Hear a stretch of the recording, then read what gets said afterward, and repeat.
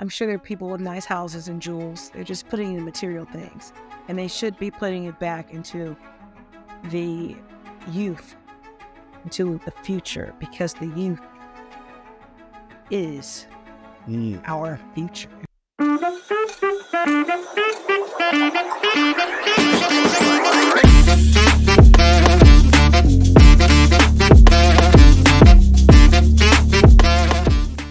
Welcome to Protect the P. Thank you And for having me. you're more than welcome.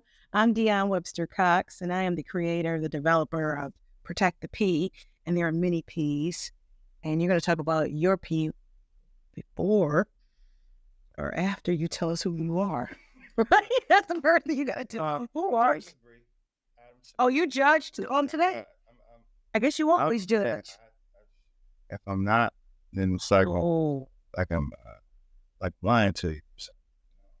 So I just say, I'm Judge Sabree. I'm Adam Sabree. Oh, okay. All right, Judge. So that's where we at. So I got to, okay. Very good. No legal advice today. Thank you very much. All right. Well, so you came on. Doing a little outreach. Thank you. Thank you. Because we've got to protect the P. And the P today is property.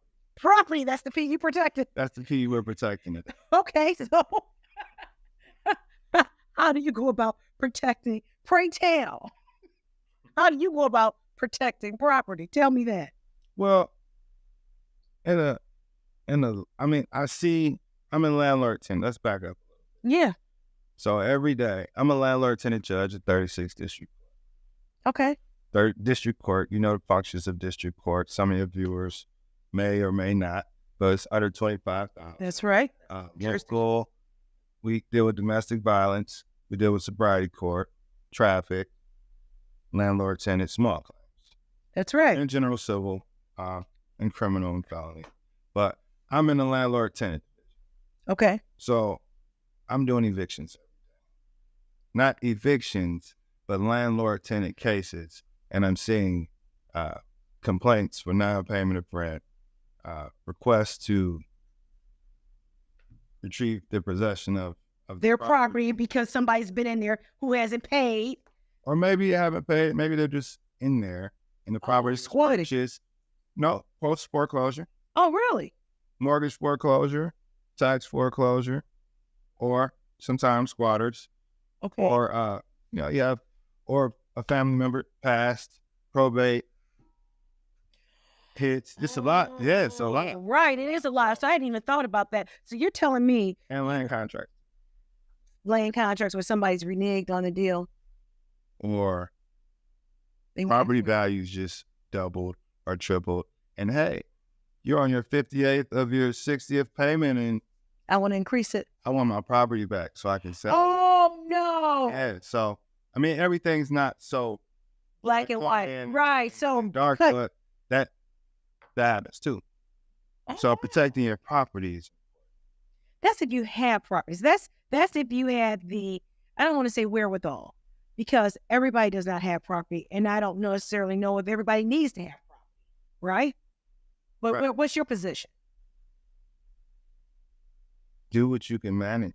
Do what you can manage, right? And I think it's good to have some piece of real estate, because whether the value is up or low, it's a tangible piece. Like you can set up a tent if you have to on this piece of property, or do it. You have something tangible. Everything else is personal property. Okay, so then you have something that you can go to. So, but in the meantime, it's an expense. If you got a piece of land and you're just holding on to it, you've got an expense because you got taxes you have to pay on it, right? It's got to be making you some type of money. It's like it's a holding expense. It really is. And then sometimes it becomes a burden. Absolutely. Or a liability. Yeah. Yeah. So. And then not only do you have taxes, you got to have maintenance, meaning you got to keep it up if it's just a piece of land. Or you're a burden to the community. Right. Or the state. Or the city may take it. Right. So should everybody have a piece of property? I mean, I would say, yeah. I mean, in Qatar. Qatar meaning. Look, when you graduate from high school, Yeah. you get 0.8 acres. Yeah, everybody gets it. You graduate. I met somebody from over there. You're kidding. And they invest in your business. And I mean, they have a lot of money over there, but it's not like a real crazy idea. No, that's okay. So then what do you do with, so you've got 0.8. Oh, okay. 0.8 acres, so you can build a nice house. You can build a house, yeah, because some houses only have it's a 0.3 acre. Yeah, like a 0.3 acre lot. Right. Those ones with the heavy frontage, have maybe 0.4. And when you say heavy frontage, you mean wide? Big front lawn. Right. Big backyard. You still are probably at a half acre. Wow. So you're saying 0.8 is, you mean, when you say 0.8, 0.8 is over. Very build a house for everybody in your, a house, probably 2 houses. Yeah. And then 2, like, whole house or whatever you call it, the ones that go above the garage, carriage house. A carriage house. Yeah. Okay, so now you're saying, in your perfect world, in your opinion. Okay, I like this. All right, in your perfect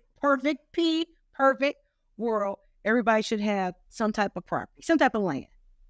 Yeah, real estate. Yeah. Some type of real estate. So now, let's talk about this. How should they go about getting that one piece? What can they do? What are some avenues? See, now, that was a perfect world. Yeah. Everybody magically got a piece of property. Well, you got the land banks. You have the foreclosure, the auction every year. You got private purchasers. You got probate court. Right.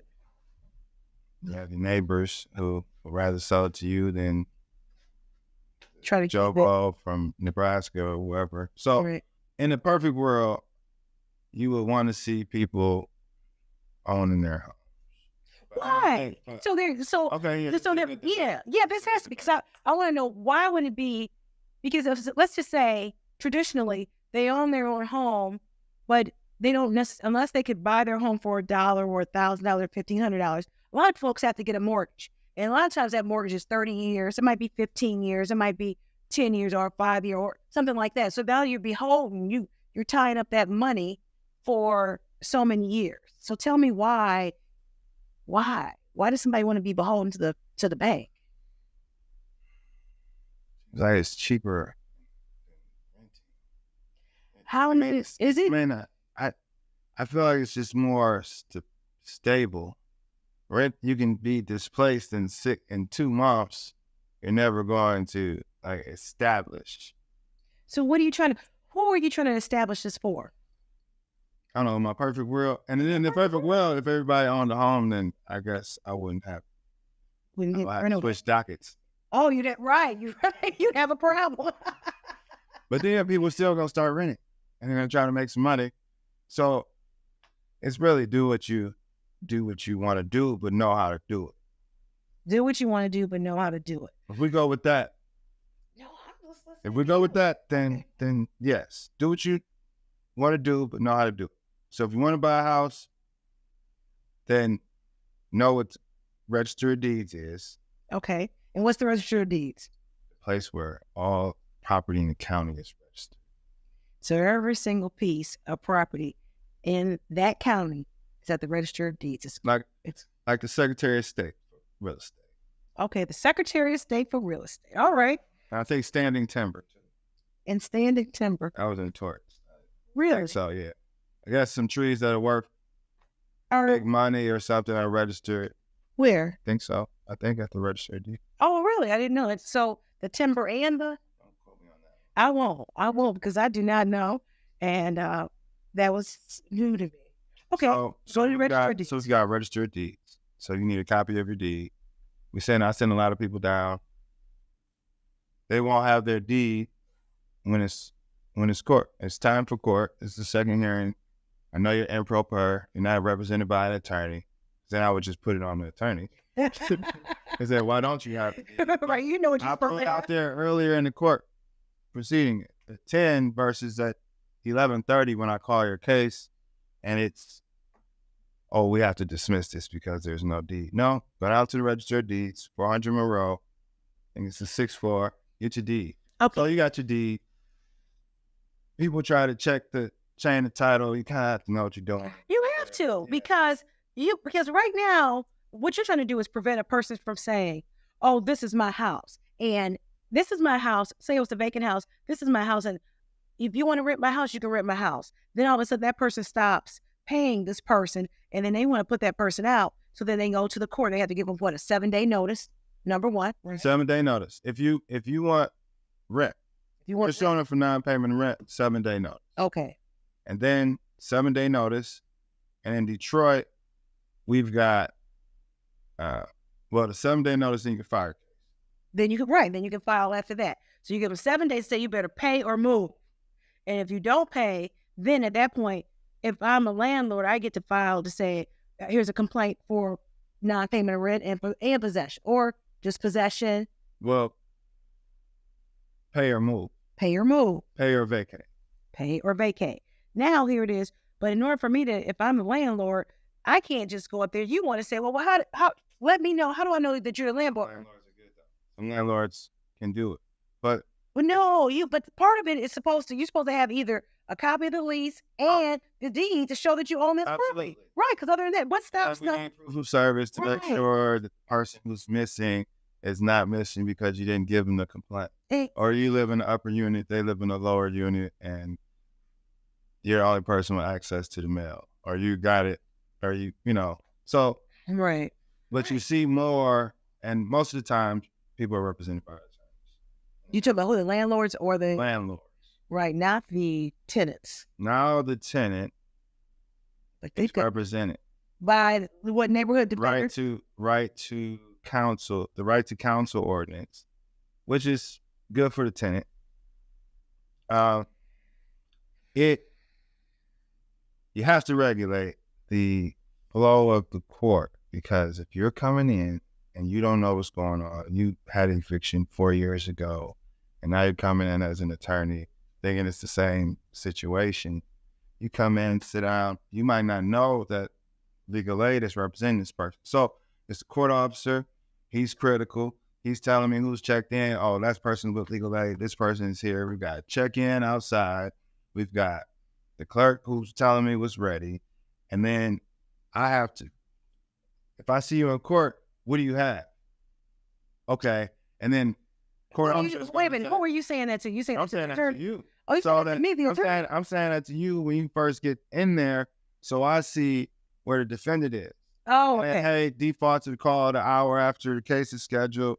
You got 45 minutes, and I run it like that because people, if you don't, then you've got issues with legal aid and plaintiff's counsel. Due process? No, not due process. It's not a due process issue, more a fairness issue. But they have to tell you you're representing the person. They have to, right? Legal aid should tell. There used to be a layup for a plaintiff's attorney to come in there and get an eviction. As long as they have the paperwork. That's right. That's meaning that the plaintiff is the landlord who was asking for an eviction. So that's just so we're clear as to who's who. Yeah, just to make sure we're clear. Because this is, I have done landlord tenant. I don't particularly care for landlord tenant. I refer those cases out. I'm not doing them. They are very, it takes time. So you've got your first hearing, as you were talking about. Then from there, for whatever reason. First hearing is online now. Oh, is it? Oh, thank God. Okay. First hearing is online at 1:30. Okay. You Zoom in, legal aid gets the opportunity to talk to you. I don't really play much of a role. I'll handpick the impropers, give them a heads up. Hey, bring this to court, tell you the court date, and let you go about your day, and then they're able to get they're basically getting inputs or doing the input, talking to legal aid, seeing if they can help. Okay. So when the second court date comes, there's some appearances that have been filed. Right. So we're aware that they're representing them. And then some people are coming to court, finding that attorney that they talked to on the phone. So it's just and that's in person. That's in person.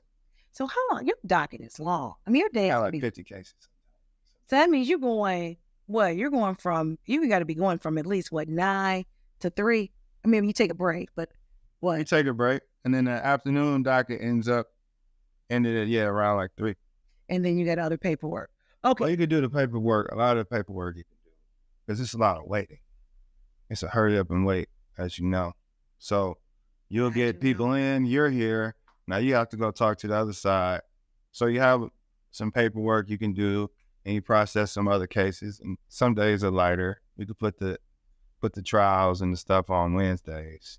That's like our relief day. Okay, so now you're in a situation where you came here to talk about protect your property. Now you've talked about when we go through this landlord eviction process, that is helping the landlord protect their property, because either getting a person out, straightening something out. And the renter has no property, so that's not protecting their property. So this is they need to get rental insurance. Let's throw that in there. They do. That's not legal advice either. That's practical advice. Just I can say it. You do need renter's insurance. You do. That's good for their property. They don't own the real estate, but that's one thing for their personal property. Yeah. So if anything happens, and then see, I've got this bill. I've got this suite. I've got insurance for inside here, right? And so if anybody comes in here and falls, I've got that covered. If anybody, that's what I'm fighting with. It was my insurer. Hereford. I'm fighting with them because there was floods back here, and I am responsible for it. And the carpet got moldy, and it was awful. I have to have a certain environment in order to function. Right. So now I'm not happy with my landlord because imagine how that pregnant mom of 2 feels when a landlord hasn't fixed the raw sewage in the basement. I understand. Let me tell you something. I'm dealing with the same thing. You see, part of my carpet in the kitchen area is bleached. I can't take it. Every time I see it, I get mad. But I still go and I pay my rent. I pay the lease every single month. But I'm moving. That's my remedy. I'm going to move. Because it's not quite enough to say they have constructively evicted me, which is something else we should probably talk about, constructive eviction, because that way, that kind of turns the table on the landlord. Right? So the landlord is not doing what they're supposed to do. Right. They the tenant can sue them.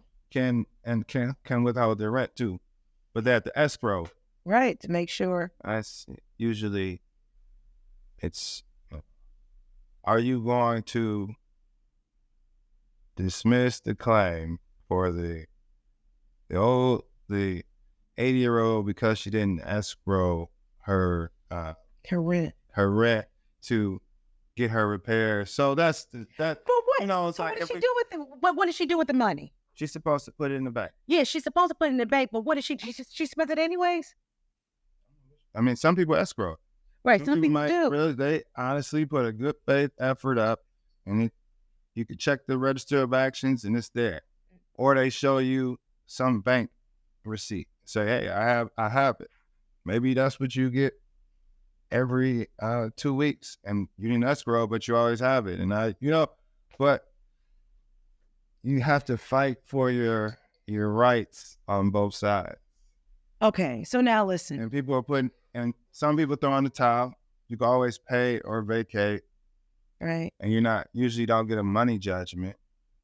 So it's a possession judgment. So it's a possession. You pay or stay, or if you don't do either, then a writ of eviction could issue after blah, blah, blah date. Well, I'm gonna tell you something. I'm currently suing this trailer park out in St. Clair County because they put my client out. She owned the trailer, and they put her out. But she has to pay lot rent, and she had been paying her lot rent. Then all of a sudden they gave her a notice to quit, just to leave for no reason whatsoever, just to go.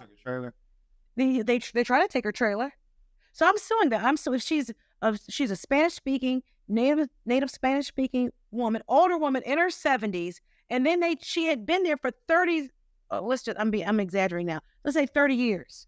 Maybe let's say 20 years. However, she'd been there longer than a year. Okay? Established. Just put her out. So now here's a problem. I'm telling you, this is a problem.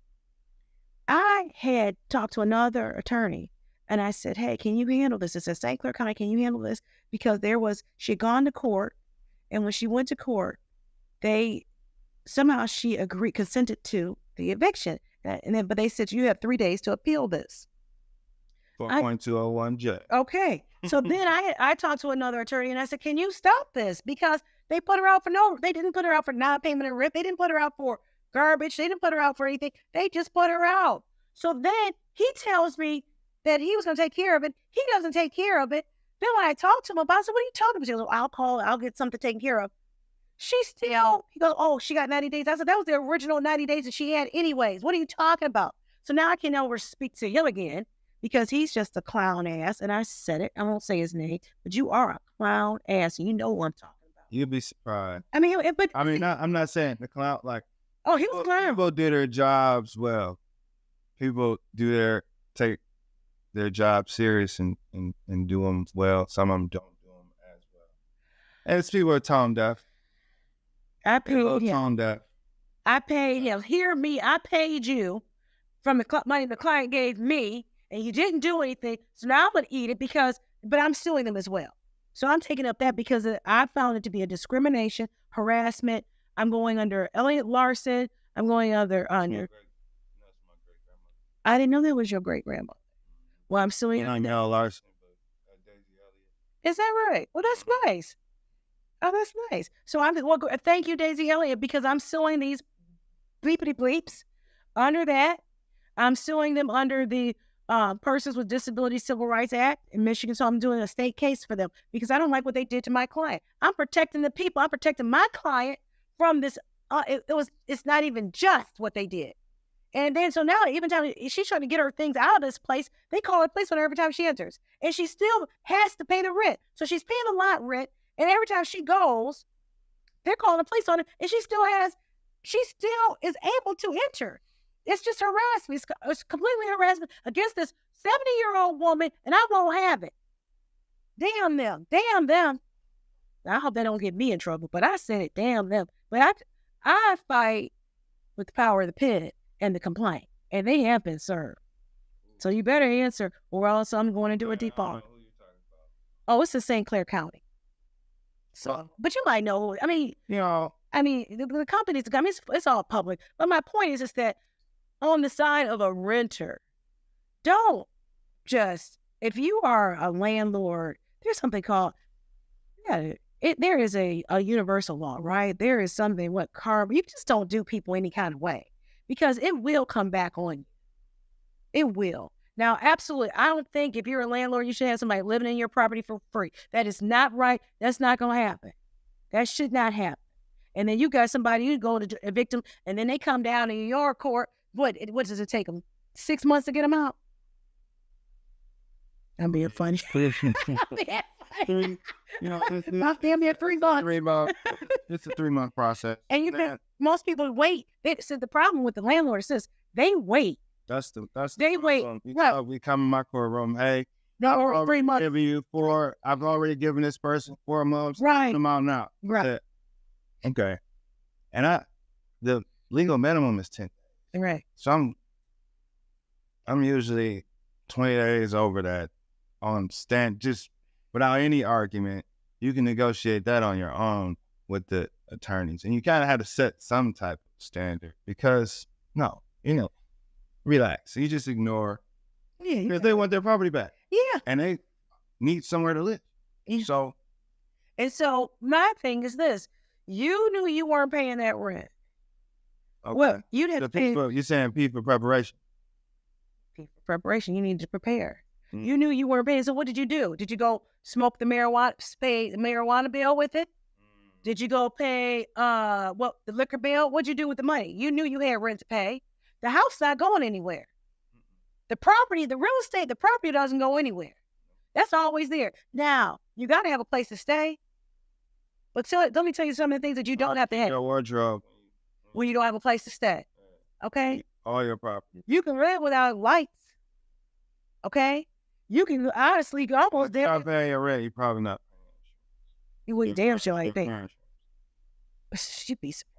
But you're absolutely right. So, if you're doing it like that, then But if you're that organized, then you're probably gonna have a bad situation once something happens, and then snowball. It's not gonna happen again though.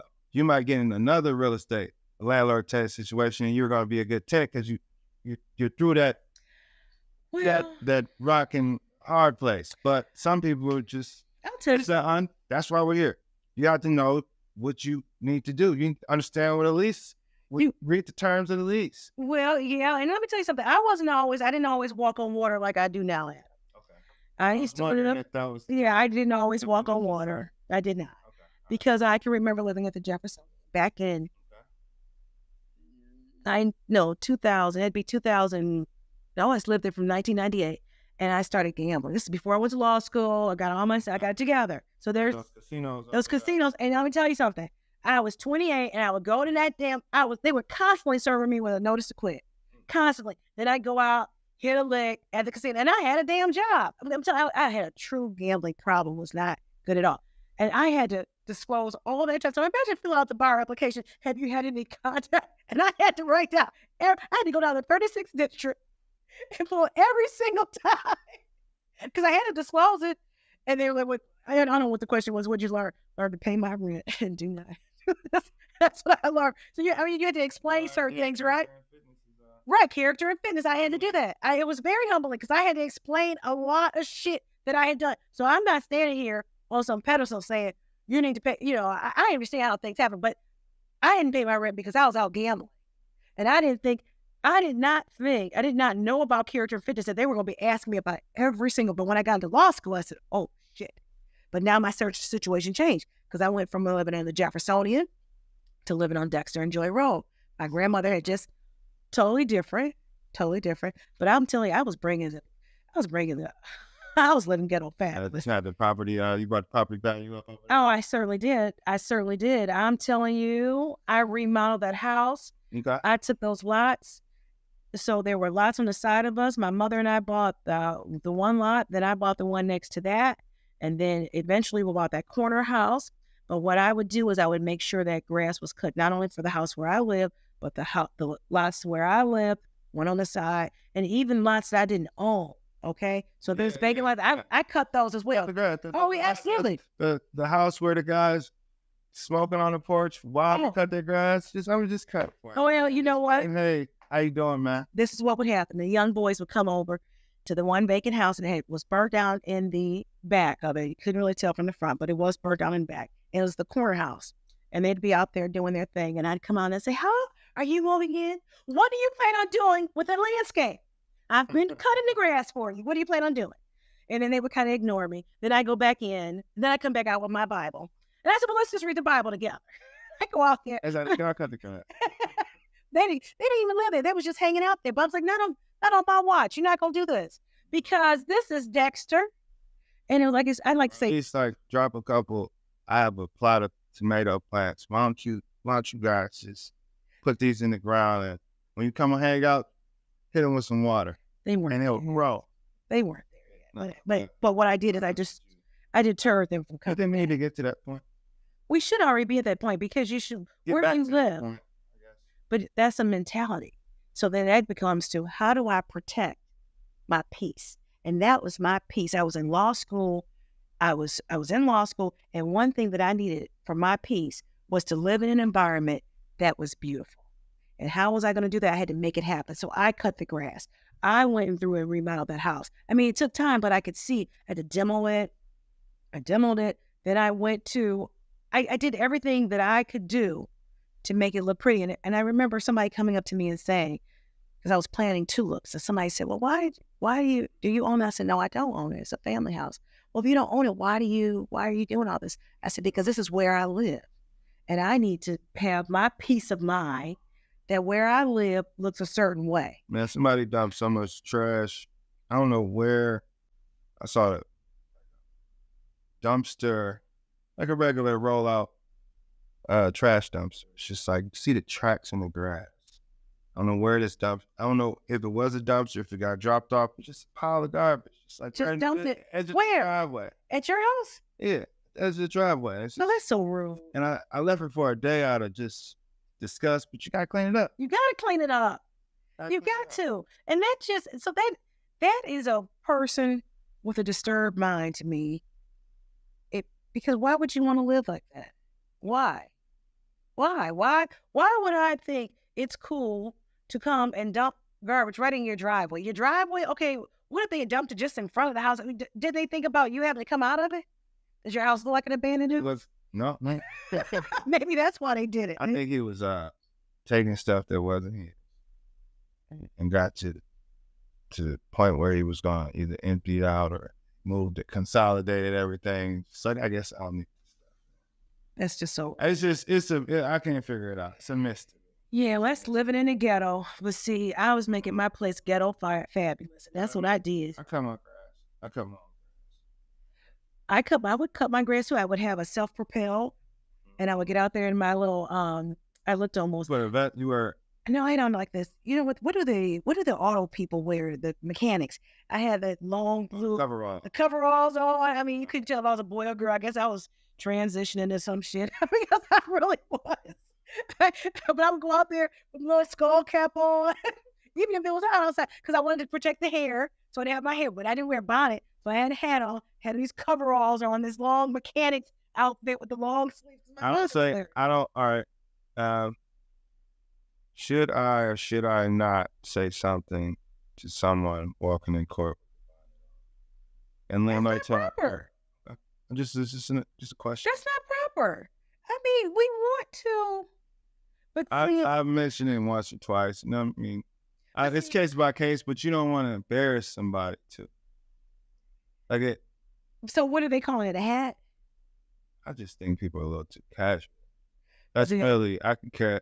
I'm gonna assess the situation, but I think the bonnet is too much. And then the guys with the bonnet. The guys with the do-rag, and they have a bonnet too. I ain't saying do-rag. Do-rag is inappropriate as well. It's inappropriate, but it's Allen Iverson era inappropriate. That's my level of inappropriate. So maybe they trying to bring the bonnet.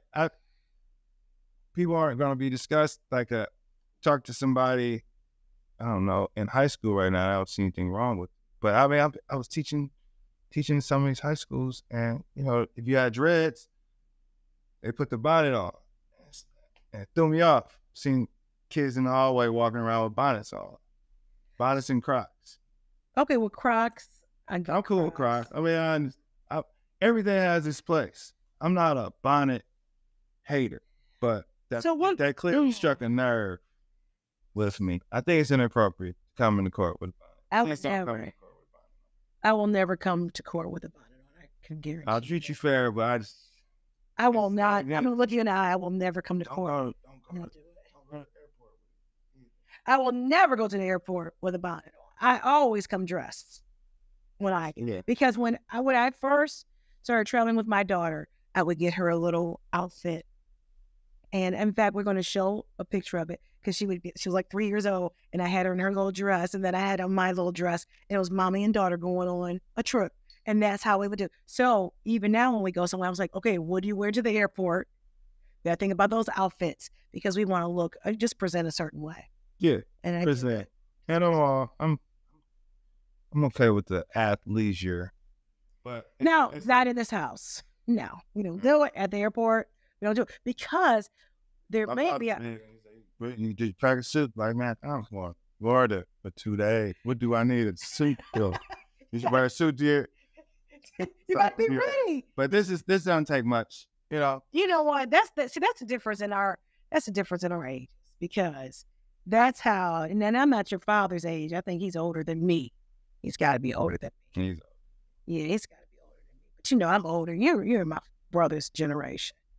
Because I'm a 70, so I know I don't look like it. I am 54. I do look good today. I should stand up for the people. You listen to Ice Cube and Prince.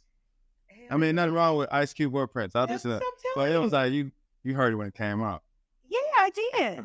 I absolutely did. So wait a minute. So now we're going to, because we're talking about this but there's something else. So I told you how I protected my peace when I lived on Dexter and Joy Road, and that was by making sure where I lived in the surrounding area was nice and neat. I loved it. So if you went Dexter and Joy Road, yeah, so you're telling me that you weren't too good for Dexter and Joy Road. Hell no. I think that's something that like. It's one thing to aspire to live somewhere. You can always live a certain way.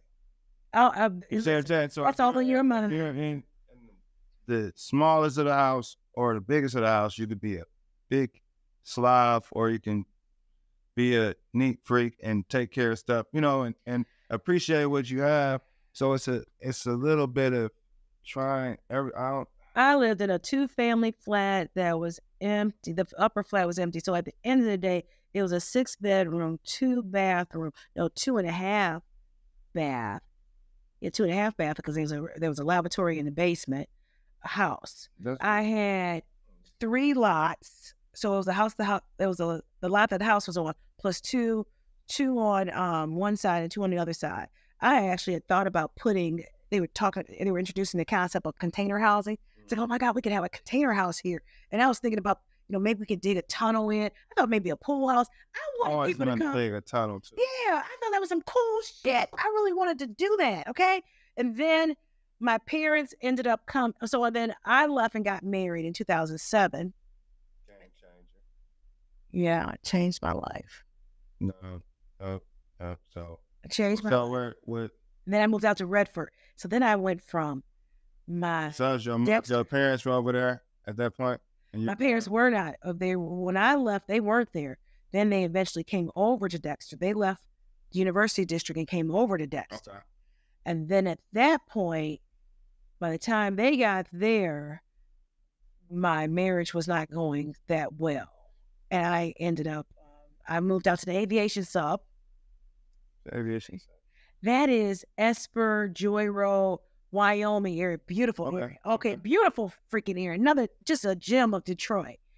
I lived there for maybe a year, and then I ended up moving with my daughter, and I moved back with my parents on Dexter. Now, was Donald over there at the time? I don't know. I don't remember. He might have been over there. He might have been. I was over there a few times. Yeah, I don't know if I saw you. Yeah, I was cabinet full of computers. They probably would. Yeah, they probably would stay a cabinet full of computers somewhere. A lot of things are happening over there, but I don't think he was there because he might have been there before I got there with my daughter. Yeah, in fact, he was not there.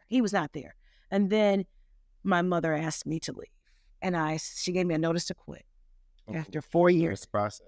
Oh, she did, and I was not going to be in 36th District Court arguing with my mother. I said okay, and I was out within. And it was so weird because we had a cruise we were going on, my daughter and I. And then she had a dance recital, and I had all this stuff. And then I had to move because I didn't want to be bothered. I didn't want that. So I found a place, and I called. And this is how I got to Livonia. I went to apartments.com, and because I needed a place to move quickly, and that was a place. It worked. It worked. I mean, I had moved within 2 weeks, and then I made sure, because this is who I was and who I am. When I moved all my things out, I had movers and I had cleaners. So everything was nice and neat when I left.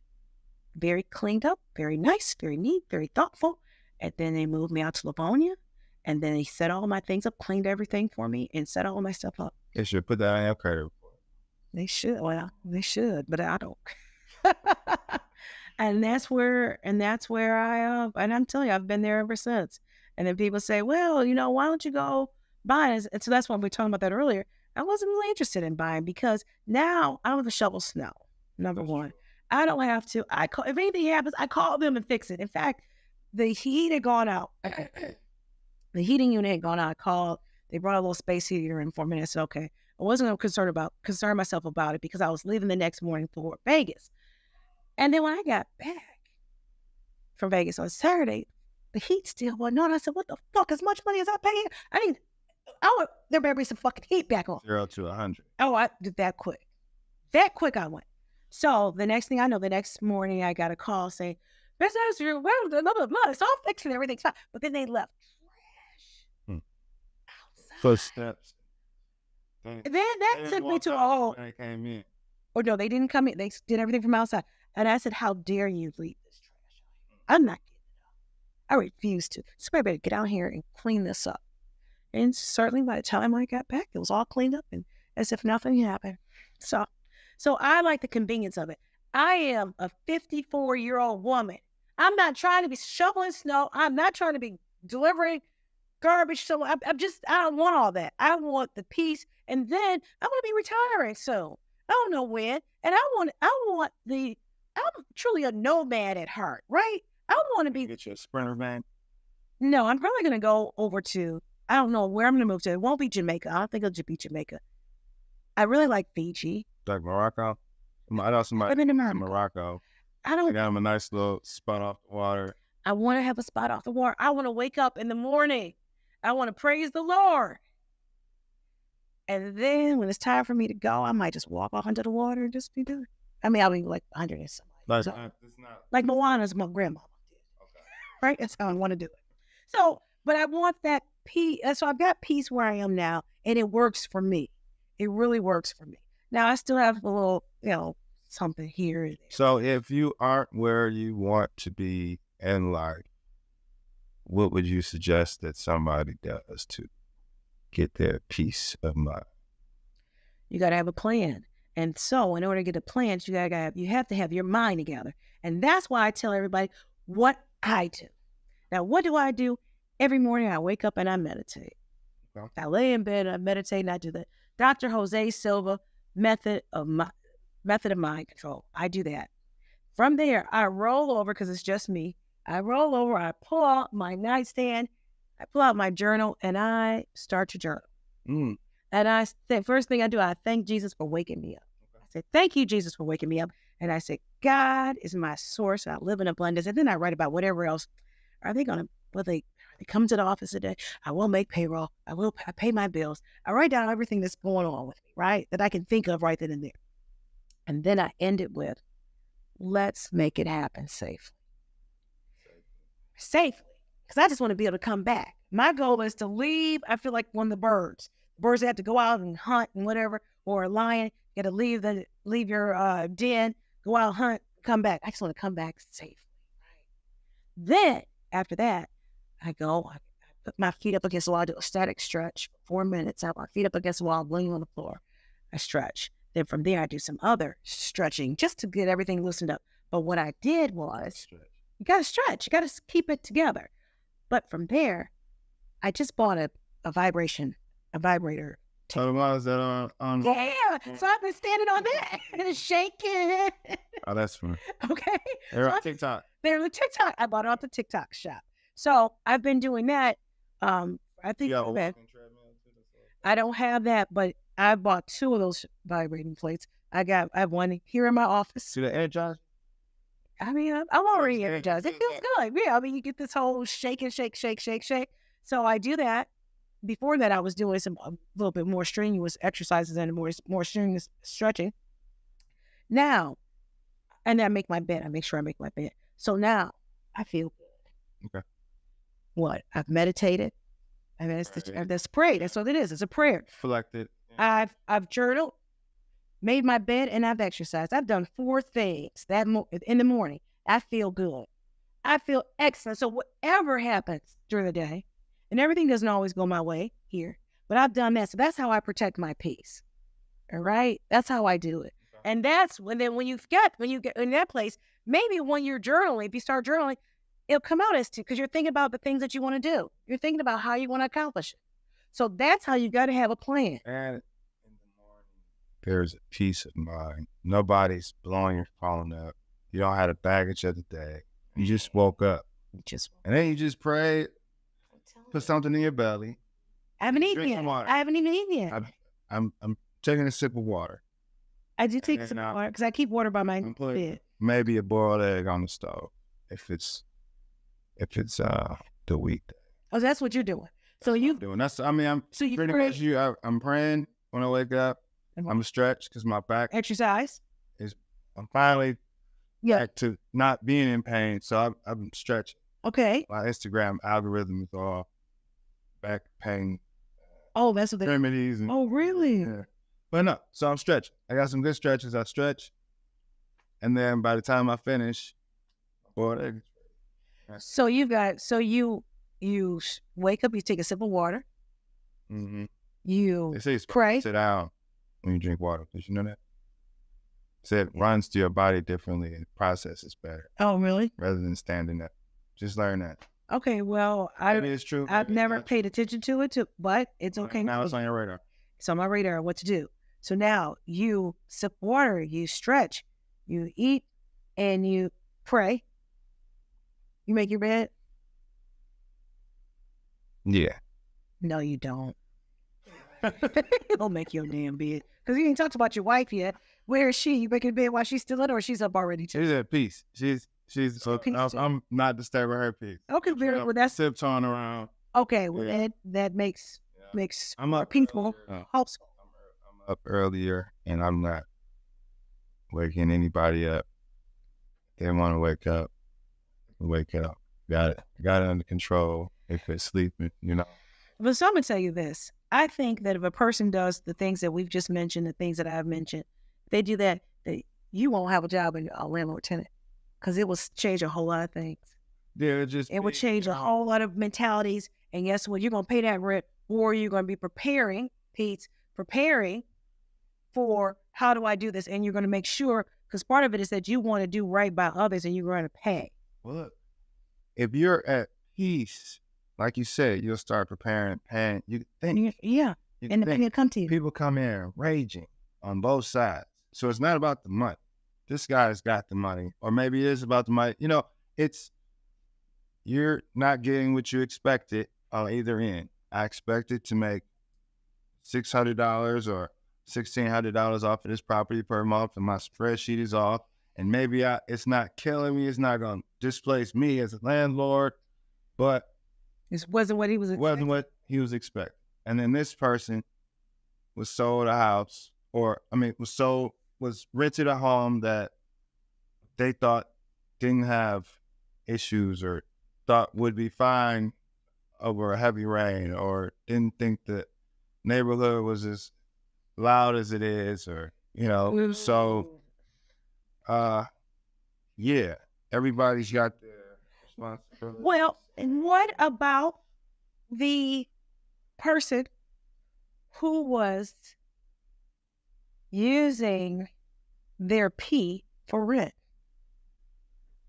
Have you ever heard those stories? That I was not supposed to pay in cash. I was paying with P. With the with the P. patronage. Maybe a provocateur. Okay. So you've never heard anybody has ever come up? Never explicitly said that way. They're not going to tell me that. They're not going to put that on the record. I don't know what's being said in the hallway, and your court officer is going to be like, man, you know, he'll give you an indication that maybe something's a little bit more to it. Yeah. But I really don't want to know. But yeah, I can assume that it's a quid pro quo. That usually, well, if they see me, it goes bad. So what do you don't value that P to the rent payment? What do you do? You can't credit it. You can't credit it. You can't credit that P. It's not. It doesn't spend legally in all 50 states. Okay. Anywhere 49, 51. Okay. Or is it just? Well, I think it's Las Vegas. Well, in this whole state. No, not even it's just a part of it. Yeah. So maybe. So don't use your P for that. Don't use your P for that. Las Vegas tenants. Yeah, but that's probably they may be. That's landlord tenant judge in Las Vegas. And that might give you a whole different story. But maybe they don't, because maybe I think it's really regulated. It's crazy that they don't have the best education for them to have that amount of revenue. From the sales of P? I mean, no, not from the sales of P. Oh. Sales of all the gambling, and, you know, it's like oh, they're not putting the money there. Yeah. Where they putting it? I'm sure there are people with nice houses and jewels. They're just putting in material things. And they should be putting it back into the youth, into the future, because the youth is our future, and we need it. And people are going to be growing up bitter. Why? You don't take. I was bitter of your generation. Why? Minus whoever. Your generation helped me get a scholarship, but it's also you look back like, man, they could have helped all of us. I'm talking about like you got coaches, and then the generation below me, they should be bitter at us because, or they shouldn't be bitter. Okay, get over, Yeah, I think bitter wasn't the right word. yeah, why? But Better. when you get older, you realize that people probably, or they went above and beyond. It's more so thankful, but when you get in a position where you can help, and you start helping, you're like, man, you all can come with me to the next, go talk to some kids too. Everybody should be doing their part. They really should. Now, I'll tell you something. This week, I'm glad that. Yeah, you got to do it. No, we aren't bitter. I got nothing to be bitter. I'm good. You're not bitter either. We've got good lives. Life is good. I was able to speak to the Black Undergrad Law Association. And now this is what happened, because I tell everybody, just show up. Just show up. It's at the University of Michigan. So number one, I am a graduate of the University of Michigan, Ann Arbor, and they asked that someone sent me an email asking me, would I participate in speed dating for attorneys? And someone said, yeah, I read it. I thought that would be cool, but I didn't respond. Then I got a second email saying, oh, Attorney Dionne Webster-Cox, would you please consider coming? And I said, oh, of course I will. And I said, yes. So then I went, and I'm going to show a picture of it because I took a picture with some of the girls, with the young ladies, or with the women. There was women and men there. I don't know what to say right now, but I was there, and I took a picture with them. With the individuals. Esteemed individuals and our youth. So now here it was. They said the other attorney who was supposed to come didn't show up. And I said, it's just about me. Oh, I'm ready. So then I became the presenter. Okay. And then I gave my story about what I did and how I got here and all of that. I encouraged them because they are superior, because they went to the University of Michigan. That's superior to what? To all of you. The University of Michigan. I said it. Thank you. Yeah, that's how we were taught. So we have to maintain that. So that doesn't mean the rest of you aren't okay. You are fine. But I'm just saying it's the University of Michigan. So now it felt so good to be able to do that part. And I'm happy I listened. Why did I listen? Because I get up, I meditate every day. And part of my meditation is saying that I'm learning to increase my intelligence by attuning my sensing faculties. That means I'm able to, hopefully I'm able to sense things and pick up things, right? And something said, go, listening to that voices within you. That's what I'm constantly practicing. Something said, go, and I'm so happy I went. Then the next thing I know, I got a text, or not, somebing somebody DM'd me through my lawyer page on Instagram and asked me that I want to speak to colleges, be a college speaker. And I said, absolutely, I do.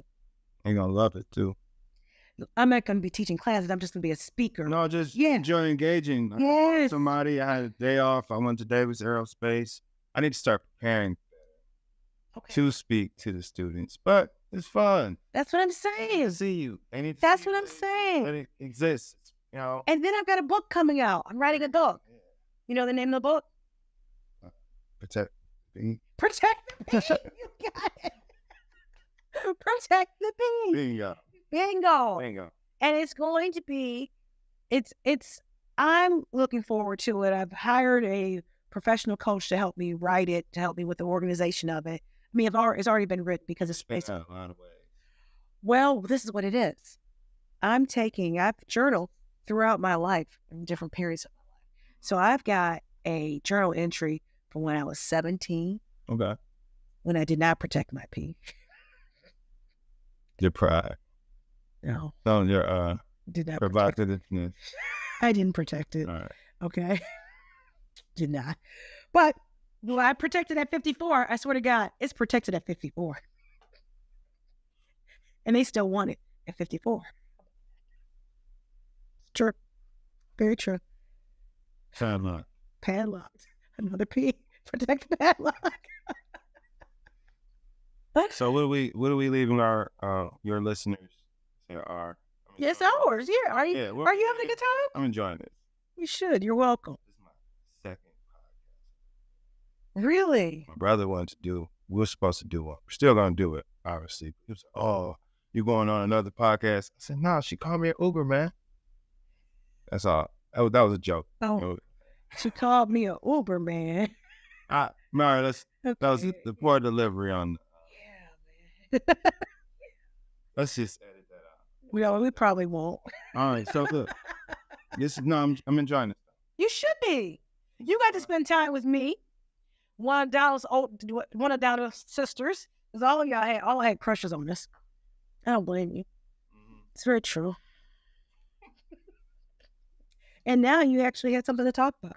Yeah, something to talk about. And then what we plan on talking about, we ain't really. We did. Well, that's what this is about. Because this is more.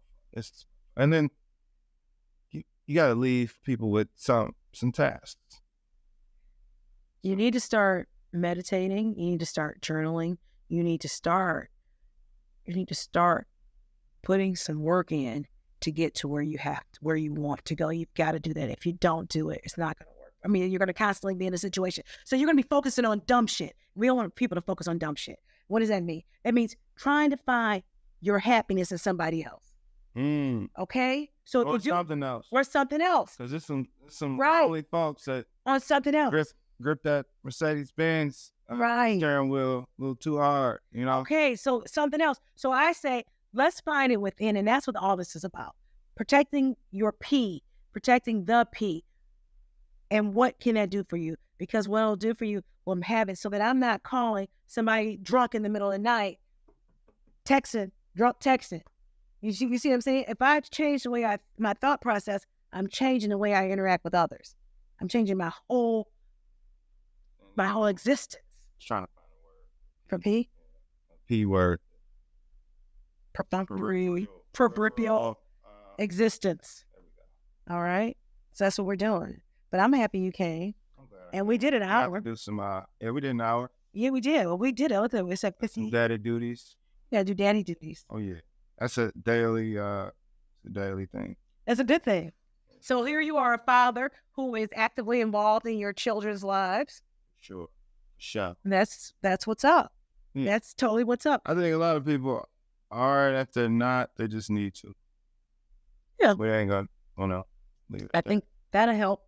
But if you teach these children, the youth, that even if because sometimes dad is not around because dad is not alive. Right. You see what I'm saying? So it's right. No fault to anybody. So that's what I'm saying. We got to teach them this. It has to come from within.